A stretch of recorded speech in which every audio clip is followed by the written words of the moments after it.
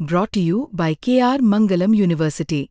We provide you the platform to turn your dreams into reality. Give wings to your aspirations with KR Mangalam University.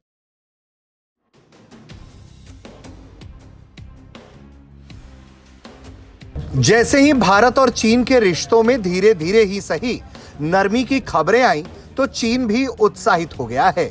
5 सालों के बाद खबर यह आई है कि भारत 24 जुलाई से चीनी नागरिकों को टूरिस्ट वीजा जारी कर देगा।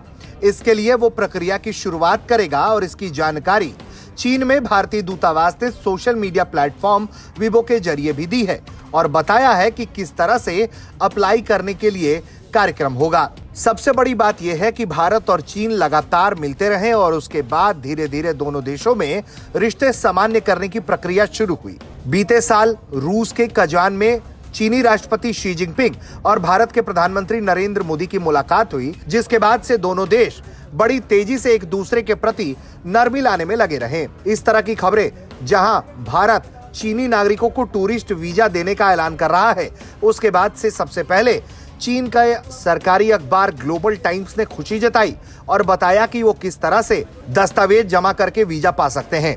और अब चीन के विदेश मंत्रालय के तरफ से भी प्रतिक्रिया सामने आई है, जहां चीनी विदेश मंत्रालय के प्रवक्ता ने इस खबर पर काफी खुशी व्यक्त की है और उन्होंने इसे भारत का सकारात्मक रुख बताया है। उन्होंने कहा है कि चीनी नागरिकों को वीजा देने का भारत का प्रस्ताव दोनों ही देशों के हित में है और इससे क्रॉस बॉर्डर टूरिज्म बढ़ावा मिलेगा। चीनी प्रवक्ता ने क्या कुछ कहा है, आपको सबसे पहले सुनवाते हैं।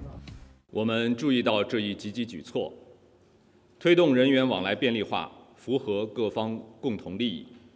中方愿同印方保持沟通与协商，不断提升两国人员往来便利化水平。 चीन भारत के इस रुख से खुश है। उसे लगता है कि धीरे धीरे करके चीन और भारत के रिश्ते फिर से सामान्य हो सकते हैं।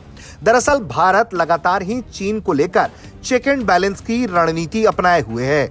भले ही चाइना भारत के सामने खुलकर दुश्मनी के लिए नहीं खड़ा है, लेकिन साल 2020 में गलवान में हुए झड़प ने भारत को चीन को लेकर सतर्क कर दिया और तब से ही भारत लगातार चीन को अपनी स्क्रूटनी में रखे हुए है।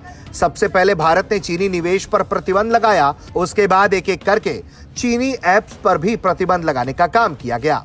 अब दोनों देश भले ही अपनी सीमा पर तनाव कम करके एक दूसरे के साथ सामान्य रिश्ते चाहते हैं, लेकिन चीन कभी भी धोखा दे सकता है, इस बात का अंदाजा भारत को बखूबी है। जैसे हाल के दिनों में ऑपरेशन सिंदूर के दौरान चीन ने पाकिस्तान की मदद की, उसके बाद से ही भारत साफ तौर पर चीन को लेकर सजग है और यही वजह है कि चीन को लेकर भारत की चेक एंड बैलेंस की रणनीति लगातार जारी है।